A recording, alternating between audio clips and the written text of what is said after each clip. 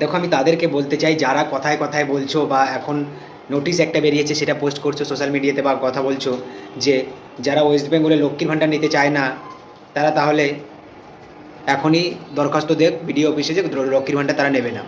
কেন তারা লক্ষ্মীর ভাণ্ডার নেবে না? লক্ষ্মীর ভাণ্ডার থেকে যে সরকারি যে 1,000 টাকা করে দেওয়া হয় সেটা কেন নেবে না? সরকার যে টাকা দেয় সেটা সরকার নিজের বাপের টাকা দেয় না, আর সরকার নিজের ঘর থেকে টাকা দেয় না। যে টাকা বা যে অনুদান দেওয়া হয় পাবলিককে বা জনসাধারণকে, রাজ্যের হোক দেশের হোক, সেটা সেই জনসাধারণের করের টাকা, সেই ট্যাক্সের টাকা থেকে তাদেরকে দেওয়া হয়।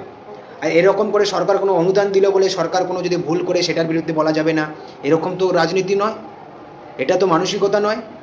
সরকার যদি 100টা কাজের মধ্যেও যদি 99টা ঠিক করে আর একটা যদি ভুল করে তাহলেও জনসাধারণ একটা মামলাকে নিয়ে কথা বলবে।